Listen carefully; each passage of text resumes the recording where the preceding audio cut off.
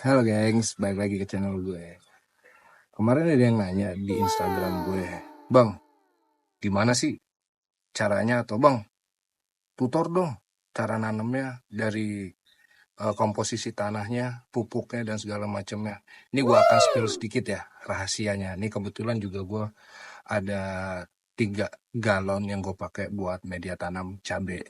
Nih, kita lihat aja langsung. Nah, ini mas caranya. Kalau saya nggak usah muluk-muluk. Jadi ibaratnya kayak sampah nih, sampah daun-daun nih. Nah, ini sampah daun-daun saya jadiin pupuk. Gitu. Jadi komposisinya saya kasih tanah pada dasarnya tapi yang berbatu.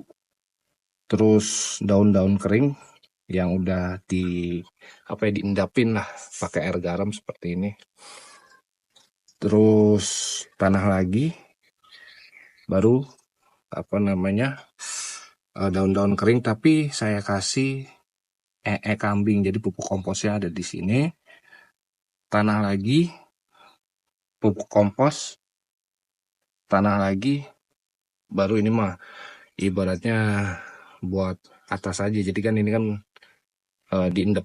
diindepin selama 10 hari lah paling lama, seperti itu. Jadi ya rahasianya pertama tanah, terus daun kering yang kita jadiin pupuk yang udah difermentasiin pakai air garam, terus tanah lagi, daun lagi, tanah lagi, baru daun. Seperti itu doang rahasianya. Nih racikannya gue pakai ini nih, bentar. Oke, jadi ini rahasianya, daun kelor. Ini buat penyubur tanah sama air rendaman garam. Caranya gampang. Nih, siapin aja ember. BTW embernya kotor bekas ambil pasir tanah tadi. Air garam ini kita tuang aja sebentar. Kita lihat dulu takarannya. Oh, segitu. Oke, tinggal ditapi aja di sok kabeh. Lalu nanti air kelor ini itu nanti kita saring pakai ini. Kita ambil airnya aja. Oke? Gue nyaring dulu.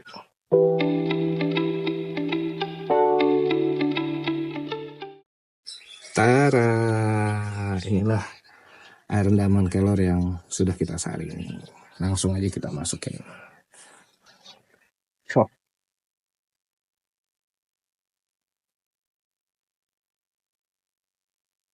Saris. Berhubung ini udah sore jam 4, kalian buat nyiram-nyiram aja. Ini nanti gue siramin pakai ini. Air rendaman kelor plus air garam.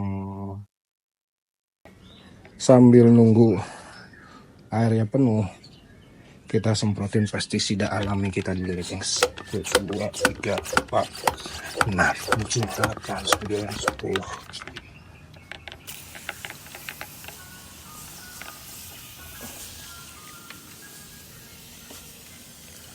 Jadi jam 4 itu gue mesti wajib nyiram tanaman sambil nyiramin pestisida alami ini supaya tidak ada kutu-kutu yang berwarna putih sama semut-semut.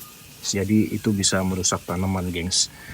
Makanya kalau kalian mulai nanam itu kalian juga pikirin juga hamanya, vitaminnya, dan segala macamnya itu. Jadi biar sama-sama enak, pohonnya enak, kitanya juga enak ngeliatnya.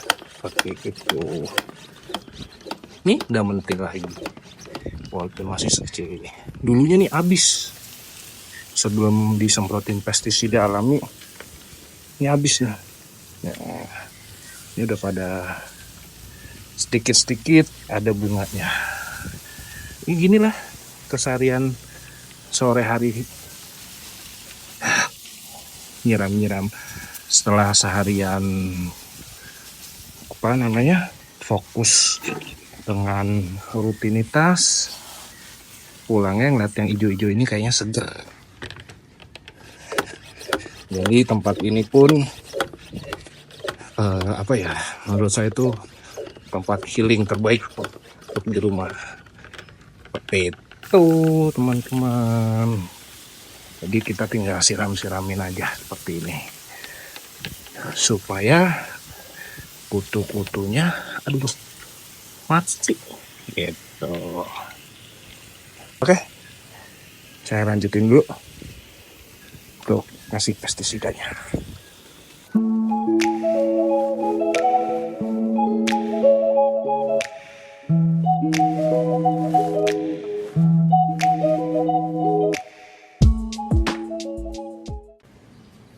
Dan sudah penuh. Ini tinggal disiramin aja gengs. Nah, gue pakai takaran segini nih.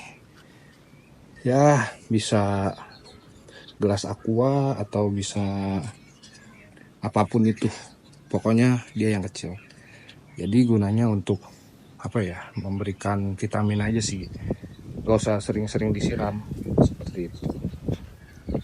Jadi setiap sore jam 4 kalau gue mau nyiram basah ya nyiram, tapi sekarang saatnya kasih vitamin. Oke, ditonton aja gengs gimana caranya gue nyiram. Sebenarnya nggak usah dikasih tahu ya, karena ada pada tahu cara nyiram itu gimana. Tapi ya ini cara gue untuk nyiram tanaman supaya subur seperti ini. Ya nggak subur-subur banget sih, tapi oke lah buat di perlahan.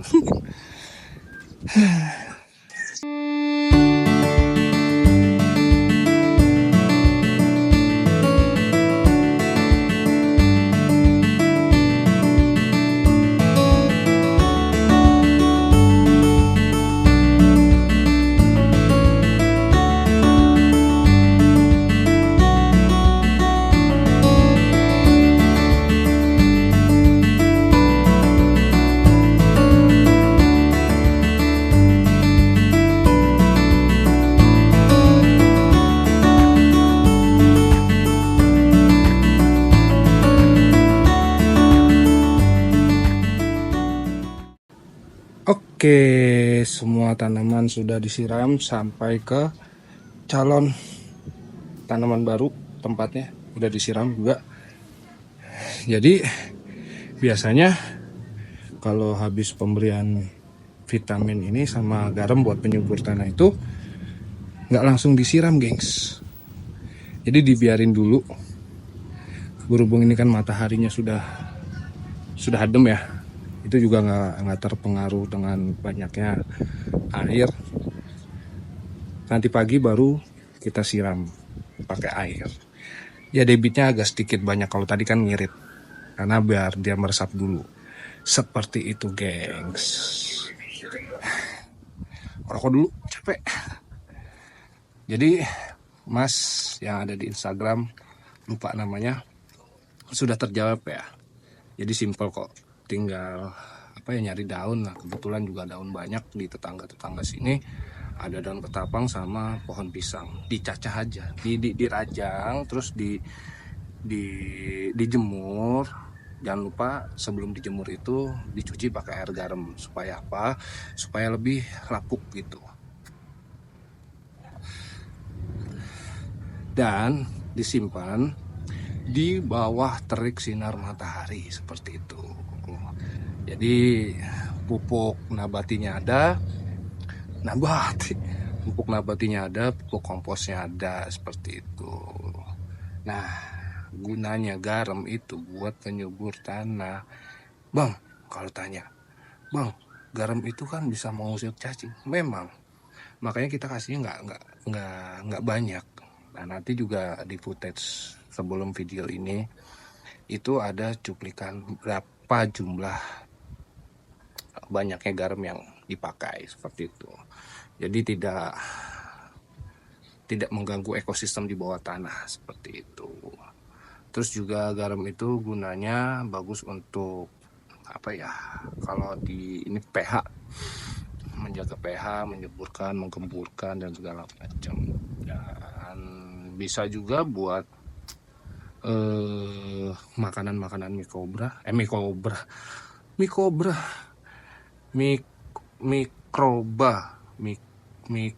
Nah, mikroba itu Ya itu aja sih yang biasa dipakai untuk pertama kali mulai nanam. Ya kalau kalian punya duit, disarankan untuk beli media tanam aja yang jadi gitu. Cuma di sini tuh gue pingin apa ya, sesuai moto lah. Jangan takut kekurangan karena alam sudah menyediakan.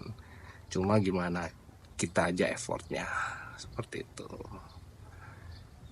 Oke, gue mau nyantai dulu, mau ngabisin rokok, mau dengerin senandung-senandung lagu.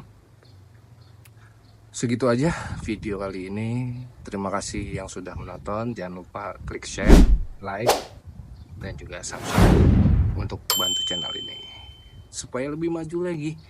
Seperti itu. Jadi apa ya, project ini tuh pingin memberitahukan kepada kalian kalau gini. Awalnya ada pertanyaan, sebenarnya ini bukan buat gue ya, tapi buat teman gue. Ibaratnya, mas, gue banyak waktu luang habis kerja, ngapain ya selain main Mobile Legends.